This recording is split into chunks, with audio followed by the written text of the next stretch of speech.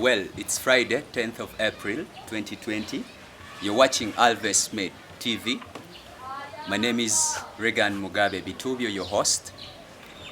I'm delighted and equally honored to have to introduce to you our guest today on the hot desk, dear viewer, as Honorable William Kasuja, the chairperson of Bundibugyo District Youth Council, and a member of NRM and a proud Muzukulu.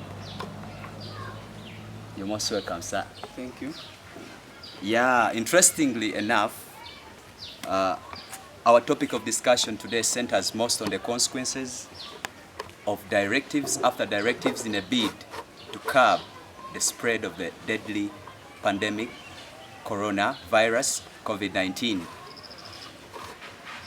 We see that directives are followed each other. Among these is suspension of all private vehicles unless you seek some authorization. There is ban of border borders, the recent ban of border borders right from to, yes, and so many other directives. This one brings us straight to the question of the day with my guest, Mr. William Kasuja. Following the presidential directives, how does the police and army or security agents' brutality impact the locals, and how have you as the leader responded to the brutality in the district? Thank you.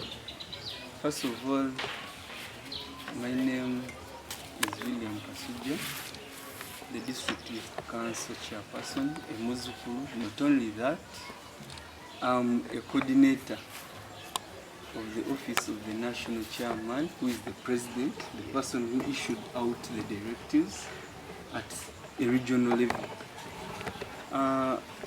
Police brutality, mainly, we shouldn't look at one end. Let us try to balance the both. Are you aware there is some brutality and torture taking place? Of course, the brutality comes with two things. One, it's our own discipline as citizens. Two, it is the indiscipline of the officers in the uniform. So it's two-way. It has impacted our people, as in Bundibugyo in particular. Yes. Though we found out that it's two-way, as I told you. One, let me try to explain a little bit about how it is caused by the citizens, by the locals? First, the citizens. One, our young people are not too indisciplined, but they show a level of indiscipline. You can't shout at a police officer, you can't abuse, throw insults, throw stones, then you run to your home. Do you have evidence, or is it a scapegoat that the security agents are using to mete out beatings to the people, the excuses of people stoning them, or what? It's not a scapegoat. As we talk, the IO of Kanyamuyirima is bedridden because of a stone.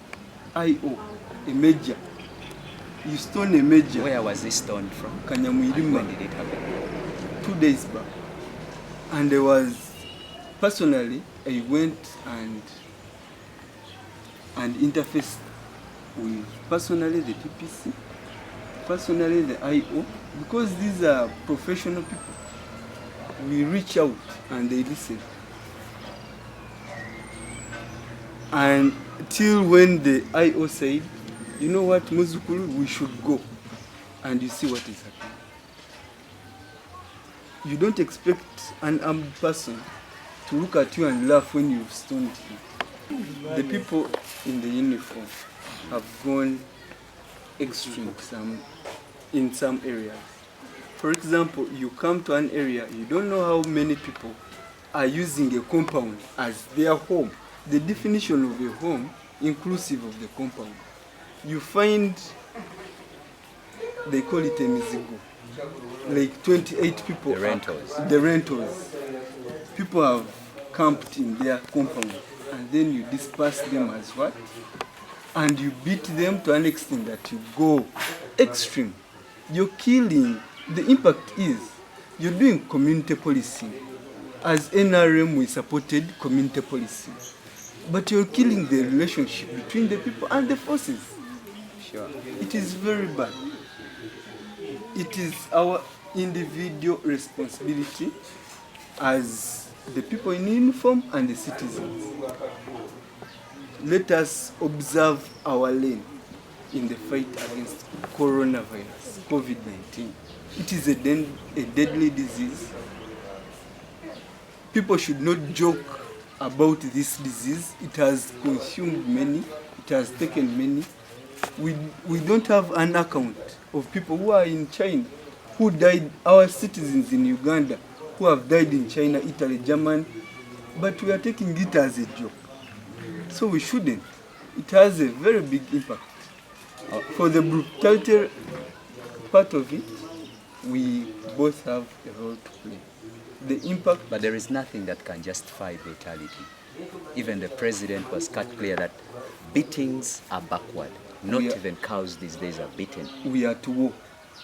It is a matter of life. You can still enforce law, but using really friendly ways. I rather beat you, leave you alive, and save me from COVID. Save you from COVID, which you will supply to people and people and people. I'm glad we are practicing social distancing, but I don't know where you pass. I don't know how you behave in the way. If I find you, we should be equally accountable and fight together as the citizens. Yes, in the beginning you acknowledged that there's those cases. For the cases of soldiers who have invaded people's compounds, entered into their gates, beaten people when they're not in public sphere, what have you done as local leaders of this district of Bundibugyo? What have you done? I've not seen any police officer, any army officer being apprehended for committing such acts of brutality. That is not on the true. locals. That is not true. Everyone interpreted the directives as they want to interpret. We've always come out and said truthfully to everyone who has gone astray. And we've tried to guide and interpret the directives to the people in uniform and even our citizens. Our major role is sensitizing the people how serious this war is. It means you're not responsible. You cannot bring these security errant officers to book. How will others continue? I was going there yesterday, and its operative was apprehended.